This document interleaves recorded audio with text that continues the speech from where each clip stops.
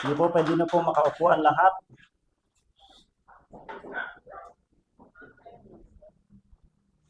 Sa umaga pong ito, inanyayahan ko po ang bawat isa na makibukas po ng ating mga Biblia sa mga awit 138,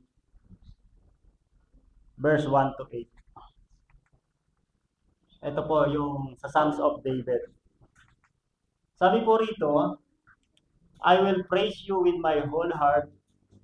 Over against the gods, I will sing praise to you. I will worship toward your holy temple and praise your name for your loving kindness and your truth.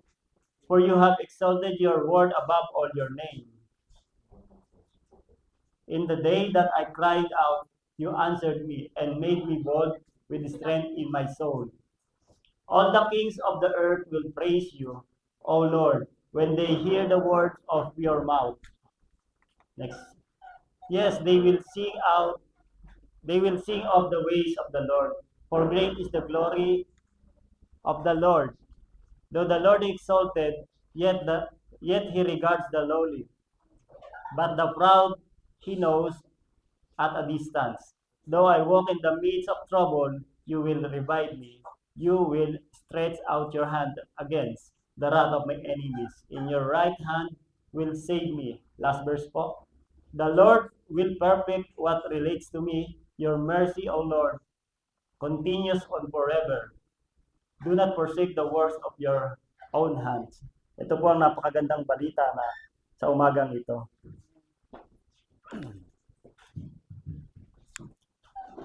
Dito po makikita po natin na meron po tayo rito makikita na biyaya po na nakita po ni David, kaya ganun na lang po yung kanyang pasasalamat sa Diyos. Unang-una po, makikita po natin dito yung sinasabi rito na ito po, biyaya po ito eh. Nakita po ni David dito yung God's rescue after constant error. Ito po yung makikita natin na biyaya na ginawa po ng Diyos. Tinulungan po siya ni David.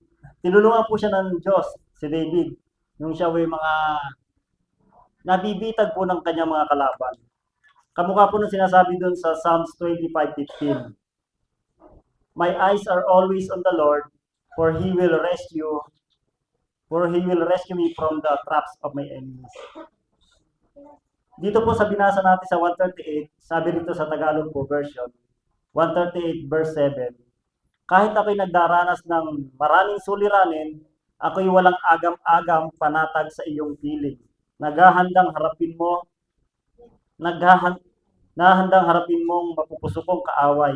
Ligtas ako sa piling mo sa lakas ng iyong taglay. Iyon po yung sa verse ng 138 verse 7 ng Psalm.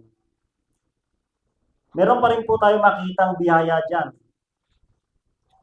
Ito po, nakita po ba natin to nung sa binasa po natin sa 138 kanina, yung gratitude po ni David. Sobra-sobra pong pasasalamat. Ito rin po, nakita rin po natin yung respeto. Yung respeto niya na sa pamamagitan ng kanyang panalangin, pagsamba, at nakita po rin natin to, yung adoration.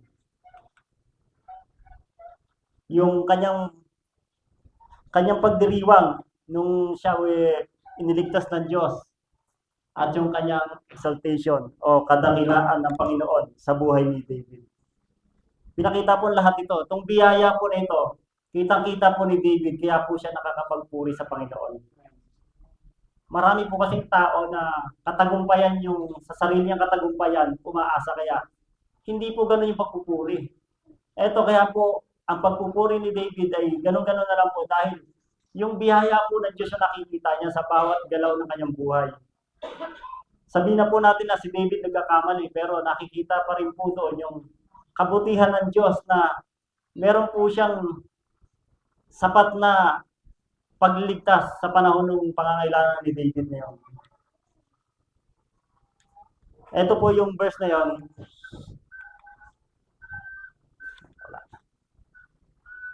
Ito po yung magiging pamagat ng ating pag-uusapan ngayong umagang ito. Through His grace, I can praise Him wholeheartedly. Ito po yung verse na kinuha ko po sa Psalm 105 verse 1. Ito po ang sinasabi.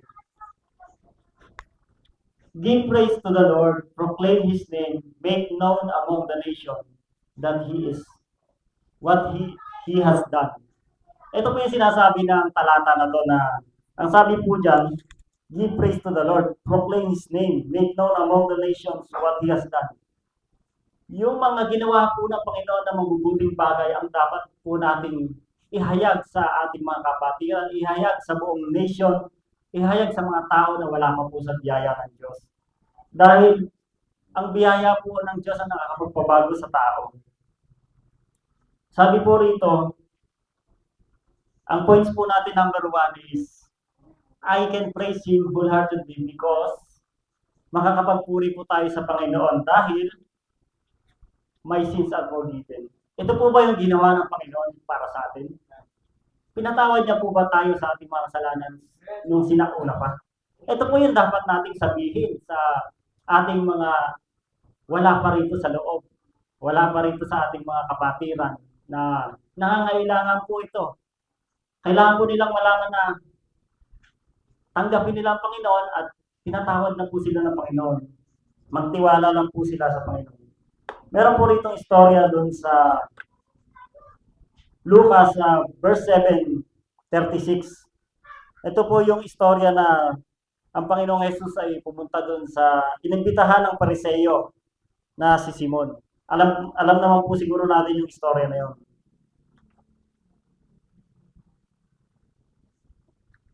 Ito po yung talata, bigyan ko na rin po kayo ng reference para po meron tayong pagkuhanan. Sabi po rito, isa sa mga Pariseo ay humiling kay Jesus na kumain kasalo niya. At pagpasok niya sa bahay ng Pariseo, siya ay naupo sa hapag. Nang malaman ng isang babaeng makasalanan sa lungsod na siya ay nakaupo sa hapag sa bahay ng Pariseo, nagdala ito ng isang sisidlang alabastro na may pabango.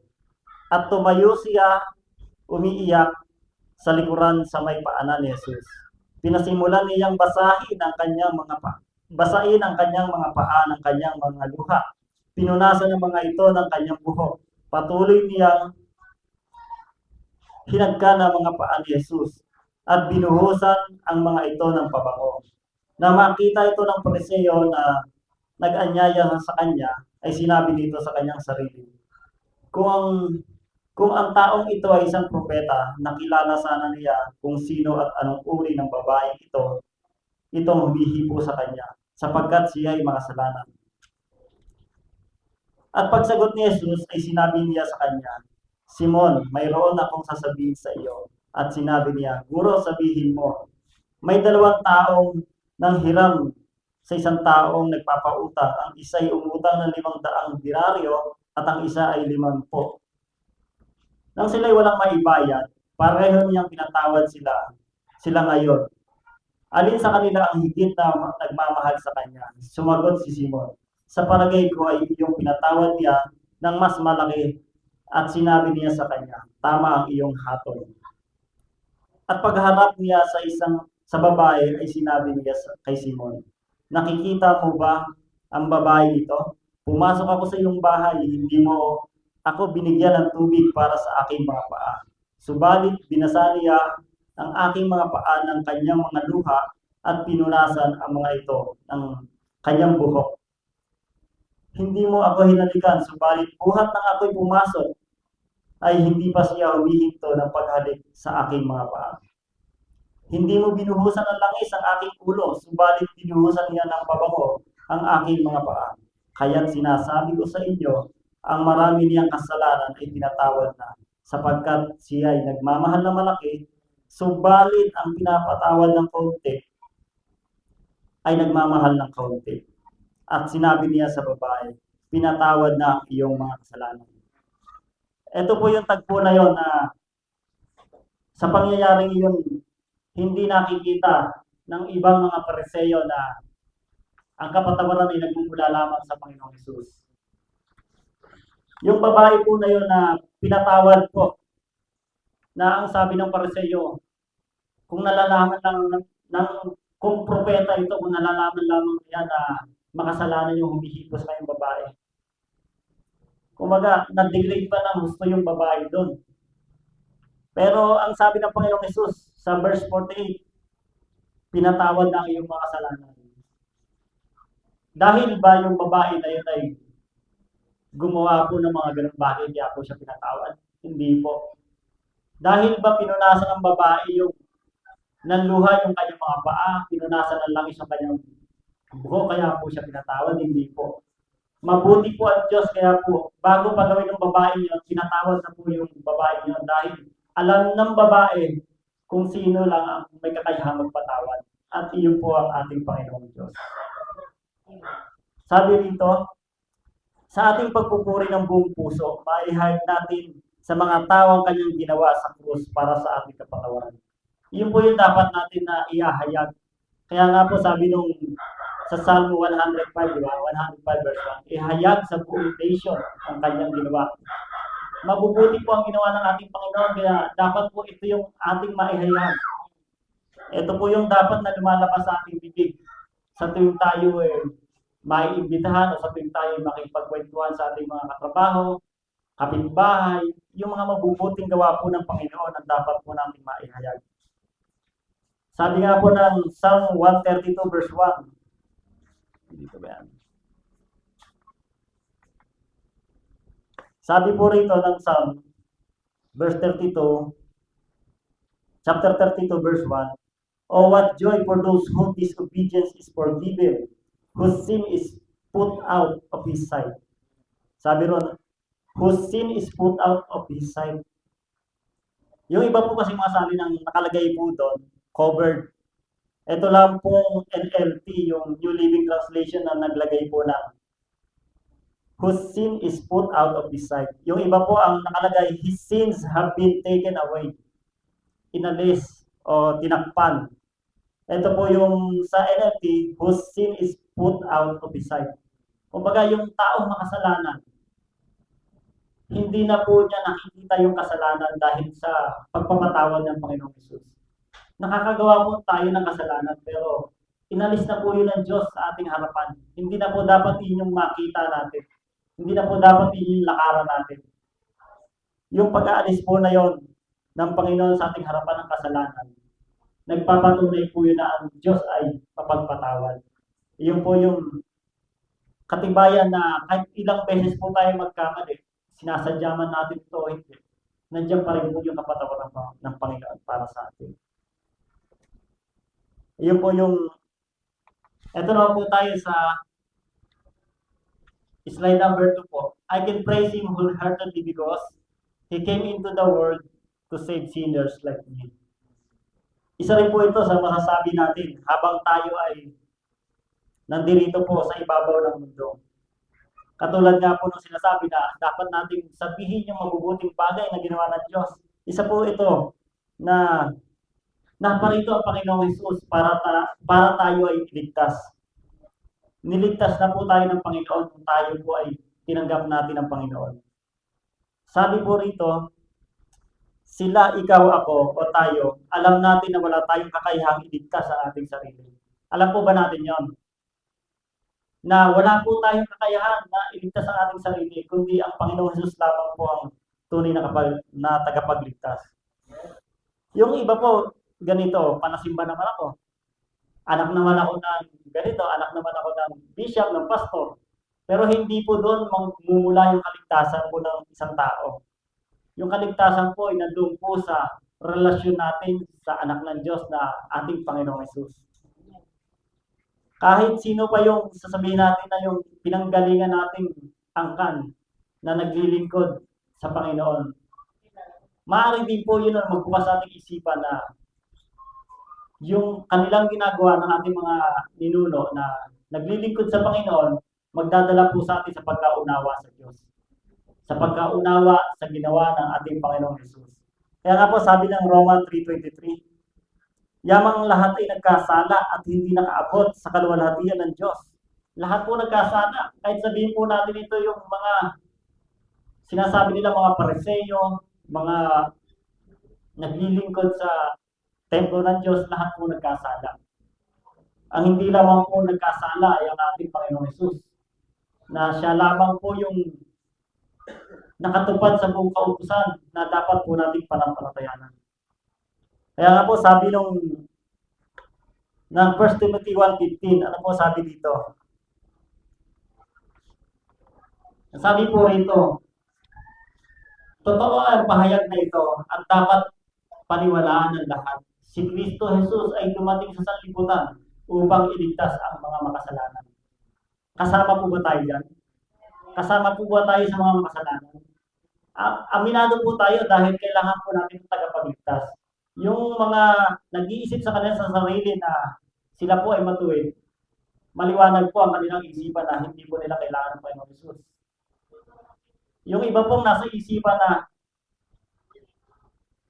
kaanib naman ako dito eh. Kaya dito lang ako umaasa. Hindi po dapat ganun ang pag-iisip ng isang Kristiyano. Ang isang Kristiyano po ay dapat na sa Panginoon lamang ang kanyang pag-iisip na iyon lamang ang tanging tagapagligtas. Sabi po rito sa English version yan, na 1 Timothy 1:15 sa Common English Bible, this saying is reliable and deserve for acceptance. Jesus Christ came into the world to save sinners. And I'm the biggest sinner of all. Sabi po nung gano'n ng ating Apostol Pablo. Dapat po ganito.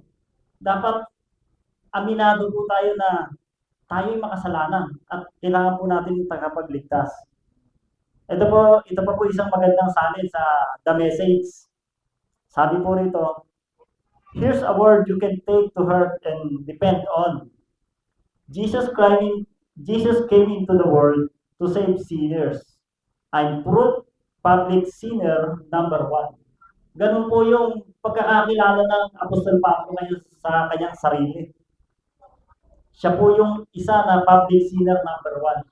Kaya po yung buong pag-asa ng ating Apostol Pablo ay nasa Panginoong Jesus lamang. Kaya po, dapat gano'n yung po yung ating pag-asa sa Panginoong Jesus. Kaya nga po, sabi ng Roma 6:23, ang kabayaran ng kasalanan ay kamatayan, ngunit ang kaloob ng Diyos na walang bayad ay buhay na walang hanggan kay Kristo Jesus na Panginoon natin. Iyon po yung kabayaran ng kasalanan ay kamatayan, pero binayaran na po yun ng ating Panginoong Jesus sa krus ng Kalbaryo. Palakpakan nga po natin ang Panginoong Jesus. Amen. Ito po, number 3 naman po tayo. Sabi rito, I can praise Him wholeheartedly because all that I need, He added according to His riches and glory. Lahat po ba ng ating pangangailangan ay nasa Panginoong Jesus lamang? Amen. Sabi po rito sa Philippians 4:19, sabi po rito, King James Version, but my God shall supply all your need according to His riches in glory by Christ Jesus. Sabi rito, pagbalisa ang tao, ang kadalasang lumalabas po sa bibig natin, panalangin, pagsamo, yun po yung madalas sampitin natin. Panalangin para po sa yung prayer po natin na kailangan natin ng ganito, kailangan natin ng answered prayer. Iyon po yung nasasampit ng tao pagbalisa. Pero pag tayo po pag ang lahat ng ating kailangan ay pinupunan ng Diyos, puro papuri at pasasalamat ng iyong iahayag. Magkaiba po kasi yung prayer and petition kumpara sa praise and worship. Pag praise and worship po, talagang alam mo na kahit wala pa, nandito na, ikaw na lang yung hinihintay. Kaya nga po, yung mga inaasahan natin, ito po yung pananampalataya na hindi pa po natin nasisilayan. Pananampalataya po ito na ibinibigay na po ito ng Diyos. Kaya po yung prayer and petition, magkaiba po sa praise and worship. Kaya po tayo nakapag-praise and worship dahil ibinigay na po, meron na po tayong naranasan, katulad po nung naranasan ni David. Kaya po yung papuri niya ay ganun na lamang po, katindi. Yung mga papuri po na yan, idinadagdag po ng Diyos yan. Meron po tayong kaperahan. Pero kung balisa naman po ang ating isipan, ma-enjoy po ba natin ito? Mayaman po tayo. Marami po tayong mga ari-arian. Pero kung meron naman po tayong karamdaman, ma-enjoy po ba natin ito? Kaya po sabi po dyan, but my God shall supply all your need according to His riches in glory by Christ Jesus. Lahat po yan, ma-enjoy po natin to dahil lahat po ng ating pangangailangan ay dinagdag na po ng Panginoon Jesus para sa atin. Dinagdag niya yung mga kailangan natin na katulad po ng pananampalataya, dinagdag na po niya. Ito po nasabi po ito ng Apostol Pablo nung siya naglalakbay pa sa mga iglesia. Sa Pilipos po, ang Pilipos po ay sumuporta po sa kanya ng gusto, sa kanyang gawain, sa gawain ng Panginoon upang maihagi yung mabuting balita. Kahit ang Apostol Pablo ay wala na sa kanila, pero patuloy pa po siyang sinusuportahan ng mga taga-Pilipos. Bagkus doon sa kanyang paglalakbay, lahat ng pangangailangan niya natutugunan. Hindi po siya nagkukulang. Dito rin po niya nasabi yung naranasan ko yung magutom, naranasan ko rin po yung mabusog. Dito po sa verse na po yan na for mga bandang 10 to 7, 7 to pataas. Yan na po yung mga sinasabi ng ating Apostol Pablo na naranasan ko dahil sa malasakit ng mga taga-Pilipos. Pinagmalasakitan po siya ng mga taga-Pilipos. Kaya po, yung gawain ng Panginoon ay patuloy na kumalat ng panahon na yun. Hindi po siya pinabayaan. Bakit po nagawa ng mga taga-Pilipos yun? Dahil po sa biyaya ng Diyos. Hindi po dahil sa kakayahan ng mga taga-Pilipos. Binigyan po yung mga taga-Pilipos ng malasakit para matulungan nila yung Apostol Pablo na maihayag yung mabuting balita. Ganon din po. Ito din po yung dapat natin na nagagawa. Nakakapagpuri po tayo ng buong puso. Dahil po lahat ng ating mga pangailangan binigay na sa atin ng Panginoon Jesus. Amen. Ito naman po tayo sa sabi rito, at buhat sa hindi maubos na kayamanan ng Diyos, ibibigay niya ang lahat ng inyong kailangan sa pamamagitan ni Kristo Jesus. Yun po, sabi, ibibigay po, huwag po tayo mag-alala, huwag po tayong panghinaan ng loob, dahil ibibigay po ng Panginoon, ng Diyos sa pamamagitan ng Panginoong Jesus ang lahat ng ating pangailangan. Tanong kapatid, ano po ba yung pangailangan nyo ngayon? Marami po sa atin ang totoong nangangailangan, pero alam po natin na paparating na po ito. Binibigyan po tayo ng pag-asa ng Panginoon na ito'y makakamtan po natin. Maring nandiyan na po yan, hindi lang po natin nakikita. Kaya patuloy po tayo magpasalamat sa ating Panginoon. Yung mga bagay nito nangyari noong unang panahon, hindi rin po malayo na mangyari sa ating panahon. Dahil kung sino po yung kasama nila ng panahon na yon ng Panginoon, ganoon din po yung Panginoong Jesus na kasama po natin ngayon sa panahon natin. At number 4 naman po, I can praise Him wholeheartedly because by His wounds I am healed. Ito po, makakapagpuri po tayo dahil sinabi po rito, by His wounds I am healed. Sabi rito, kabado ka ba? Bakit naman? Kapag ikaw ay nagpa-laboratory test at ito yung resulta, nakita mo na yung resulta, kabado po talaga yung tao. Ano kaya yung resulta rito? Sabi rito, anong pakiramdam mo pag nababasahin na ng doktor yung resulta nun? Pero kung alam mo na pinagaling ka na ng Panginoong Jesus, hindi ka dapat kabahan. Hindi ka na po dapat kabahan. Sabi nga rito, kapatid, huwag kang kabahan, bagkos magalang ka at magpuri dahil ito na yung pagkakataon upang maranasan mo yung kapangyarihan ng Diyos. Ito na yung pagkakataon na makikita mo yung pagkilos ng Diyos sa buhay mo. Huwag kang kabahan, kapatid. Dahil yung kapangyarihan ng Diyos hindi po malayo sa atin. Abot po tayo ng kamay ng Diyos. Abot po tayo ng kapangyarihan ng Diyos saan man tayo sulok ng mundo. Yung kapangyarihan ng Diyos na nagpagaling noon sa mga kinaaman. Maraming mga sinaunang tao na pinagaling ng Diyos. Yun din po yung nagpapagaling sa panahon natin ngayon sa pamamagitan ng pananampalataya. Kung mapapansin niyo po yung istorya ni Naaman noon, kailangan niya pa maglublog ng 7 beses sa ilog ng Jordan para gumaling, para luminis. Pero sa ating panahon ngayon, sumampalataya ka na, magaling ka na. Amen? Ganun po kabuti ang Panginoong Yesus. Ganun po yung buhay na ipinararata sa atin sa ilalim po ng biyaya. Hindi mo na po tayo kasi nasa ilalim ng kautusan eh. Kasi dati nung panahon niya, naaman, nasa ilalim po sila ng kautusan, kailangan maglublob ng 7 beses.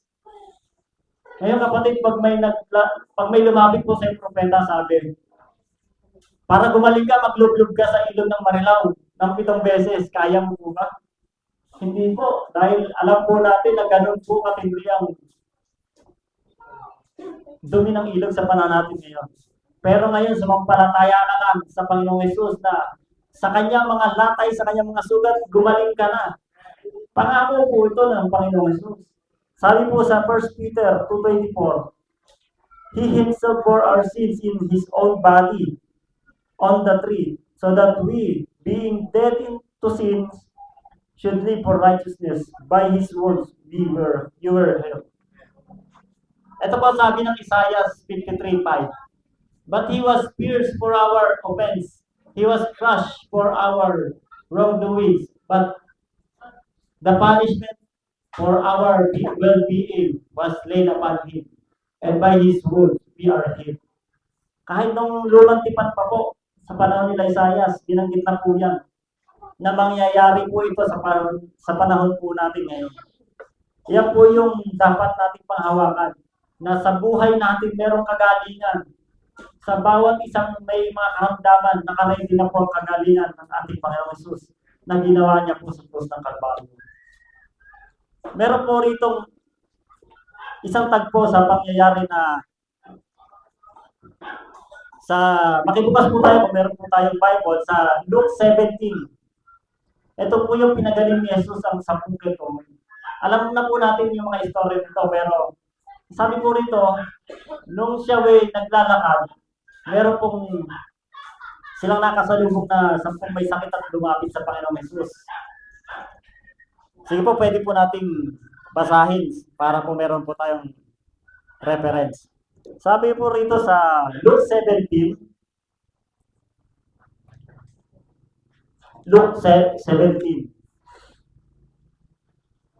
verse 15 na lang po, sabi rito, nang mapuna ng isa na siya ay magaling na, nagbalik siyang sumisigaw ng pagpupuri sa Diyos. Nagpatira pa siya sa panahon ni Jesus at nagpasalamat. Ang taong ito'y isang Samaritano. Sabi po rito, yun po yung kwento sa Luke 17 po na yun. Meron pong isa na nagbalik nung napuna niya na magaling na po siya. Pero yung pinagaling po ng ating Panginoong Jesus ay 10. Sabi rito, nung napuna ng isa na magaling na siya, nagbalik siyang sumisigaw ng pagpupuri sa Diyos. Hindi lamang siya basta nagsabi na, Panginoon, maraming salamat, pinagaling mo na ako. Bagkus pagbalik niya ron, sumisigaw siya ng pagpupuri sa Diyos. Malakas po yung kanyang boses. Siya galak na galak po dahil siya magaling na. Ito po yung isang pagpapakita na biyaya po ng Diyos sa kahit na hindi po tagaroon itong taon to. Sabi po rito, tanong ni Jesus, nasaan ang siyam? Wala bang nagbalik upang magpuri sa Diyos, kundi ang dayuhang ito? Dayuhan pa yung nagpapuri at nagpasalamat sa Diyos. Ano po ba yung mga nasa paligid noon? Yung mga nasa paligid po noon, malamang yung mga tagaroon na lokal na mga Hudyo, yun po yung mayroong mga Pariseyo. Pero yung isang nagbalik, yun lamang po yung nakapansin sa biyaya ng Diyos na siya magaling na. Yung iba kasi sabi, ang nasa isip ko karamihan ng iba na deserve ko to kasi naglilingkod po ako eh. Deserve ko to kasi mabait naman ako eh. Pero itong dayuhan na nagbalik ng papuri sa Panginoon, ang nasa isip ko nito, tinanggap ko kahit hindi ako taga rito, tinanggap ko yung kagalingan. Nabahagian ako ng kabutihan ng Diyos kahit hindi ako taga rito. Yun po yung nasa isipan nun, kaya pagbalik niya, sumisigaw siya ng pagpupuri sa Diyos. Ganon din po ba tayo pag tayo nagpapasalamat sa Panginoon Jesus? Dapat po ganon po tayo dahil natutuwa po ang Panginoon.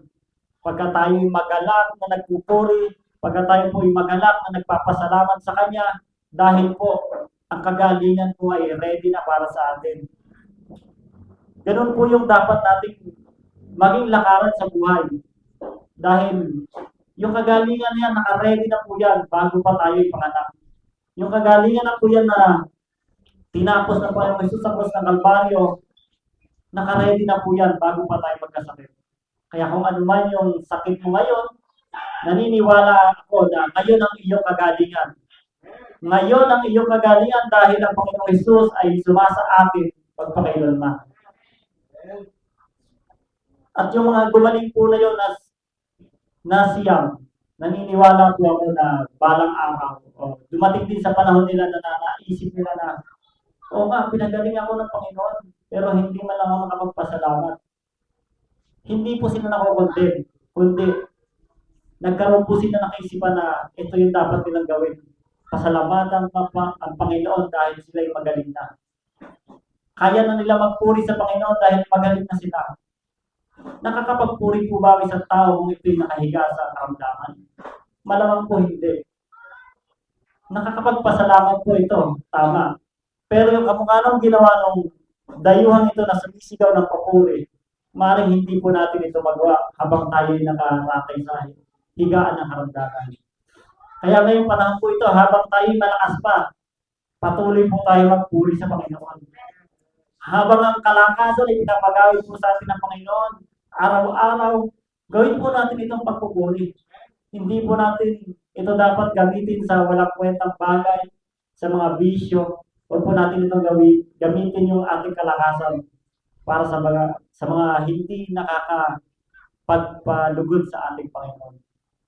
Kundi gamitin natin ang ating kalakasan, ang ating kagalingan, upang ang ating Panginoong Jesus ay napapurihan. Sapagkat sa Kanya lamang po ang papuri na nararapat. At panghuli po, dito po tayo magtatapos sa number 5 naman po. I can praise Him wholeheartedly because He will never leave me. He will never ever leave me. Yun po yung sabi ng Bible. Makakapagpuri tayo sa Panginoon habang tayo kasama niya. Dahil alam natin na hindi po tayo pinapabayaan. Hindi po tayo iiwan. Masaya po magpuri pag alam po natin kasama ang Diyos, di ba?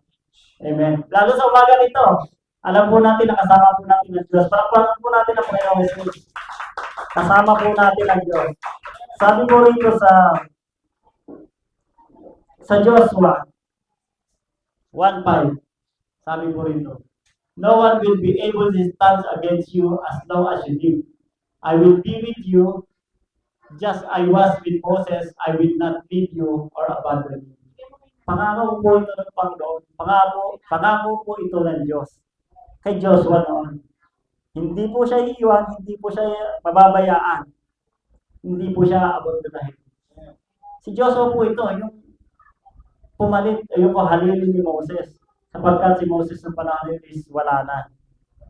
Nasa piling na ng Panginoon. Pero si Joshua, yung isang tao na kumuha o tumanggap ng isang desisyon, yung bang wala na si Moses, ako na yung kapalit. Mabigat po yung desisyon na yun. Dahil marami ka pong hawak na tao. Marami ka pong obligasyon sa panahon na yun. Pero yung obligasyon po na yun, hindi niya po naisip na kabigatan. Pagkat ang nasa isip po niya, kasama niya yung Diyos dahil nangako po yung Diyos sa kanya. Yung Diyos po na kasama ni Joshua, yun din po yung kasama natin sa panahon ngayon. At mas higit pa dahil nararanasan po natin yung kanyang kabutihan sa araw-araw. Sabi rin po ng Genesis 28:1-15 at 28:15-16, tandaan mo, susubaybayan kita at ipagtatanggol saan ka man magpunta. At ibabalik kita sa lupang ito, hindi kita iiwan hanggang sa matupad ang lahat ng sinabi ko sa iyo. Nandun po yung pangako ng Diyos na hindi po niya iiwan si Jacob. At ibabalik kita sa lupang ito.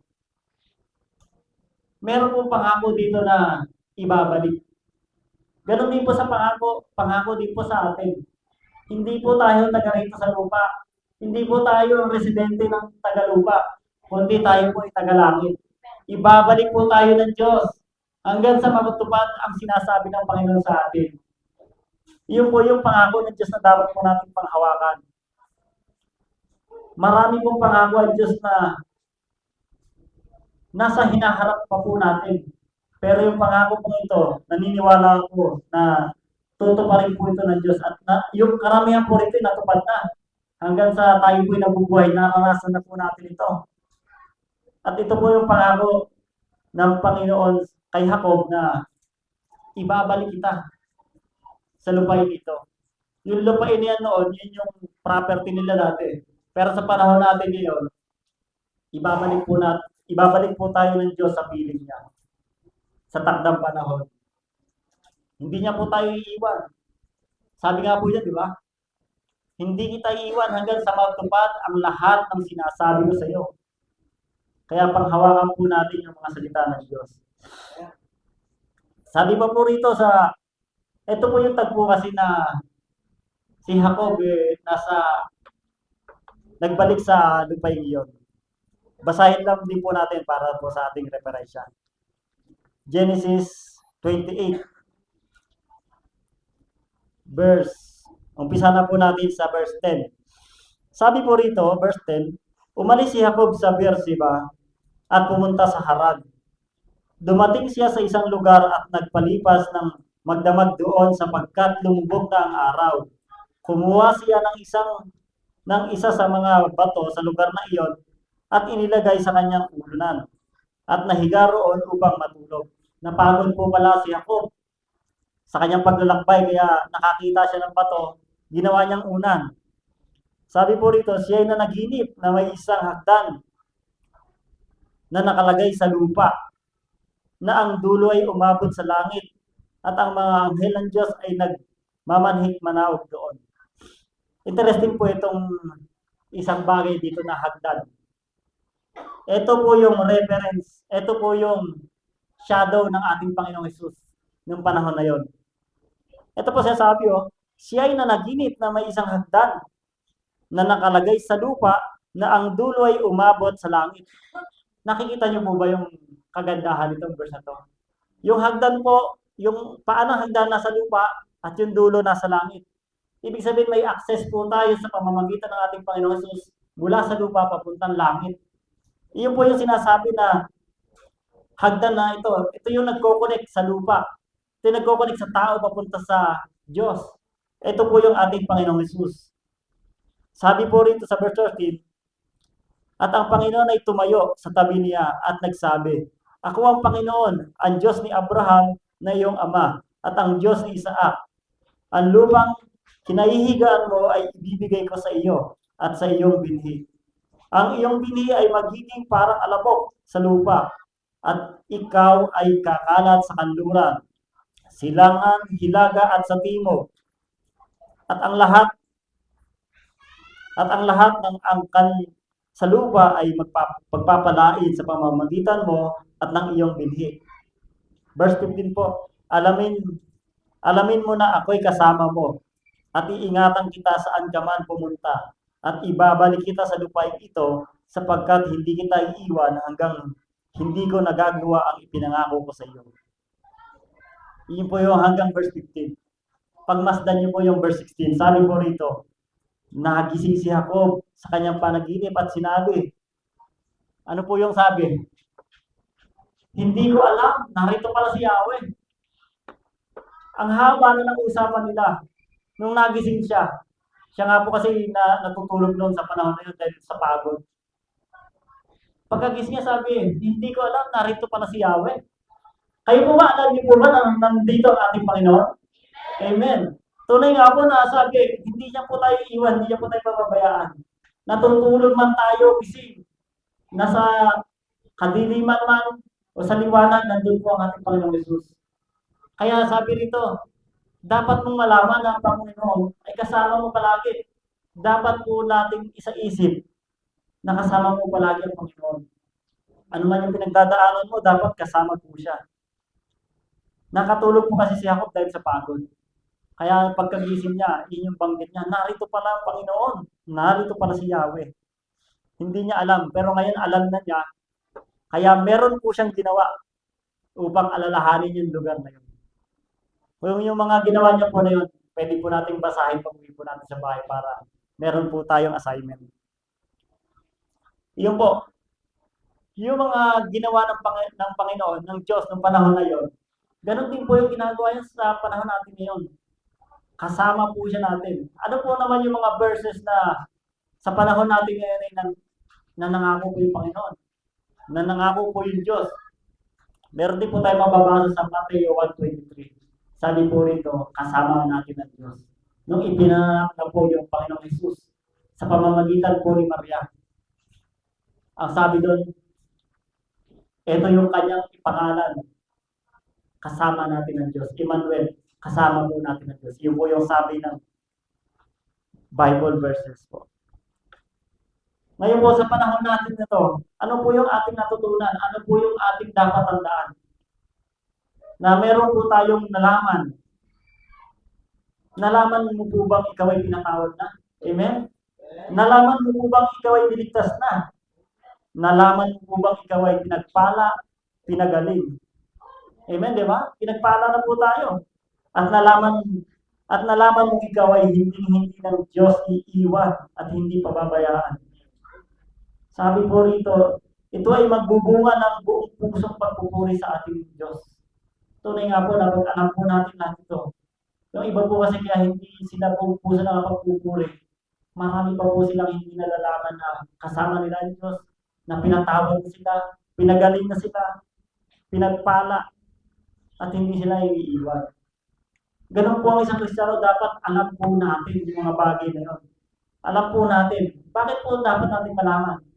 Katulad po na sinabi sa mga awit 105 verse 1, upang ipahayag sa buong mundo ang mga ginawa ng ating Diyos.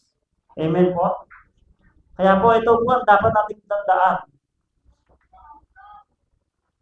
Ang lahat ng ating tinatamasa ay buhat sa kagandahang loob ng Diyos. At ang ating buong pusong pagpupuri ay bunga ng nararanasan nating biyaya ng Diyos. Tunay nga po, di ba? Yun po yung bunga, yung buhat sa kagandahang loob ng Diyos ay magbubunga ng papuri. Hindi po ito yung papuri na sapilitan. Hindi po ito yung papuri na sinabi lang po ng ating mga leaders. Pero ito po yung papuri na nagmula sa ating puso. Katulad po ng papuri ni David. Buong puso po siya nagpupuri sa Diyos dahil naranasan yung mga mabubuting bagay na ginawa ng Diyos. At dito po tayo magtatapos. Sabi po rito, through His grace, I can praise Him wholeheartedly. Ito po yung ating bigay-biya. Ito po yung dapat natin na nasa isip araw-araw. Sa pamamagitan ng kanyang biyaya, ako ay makakapagpuri ng buong puso. Tayo po ay manalangin.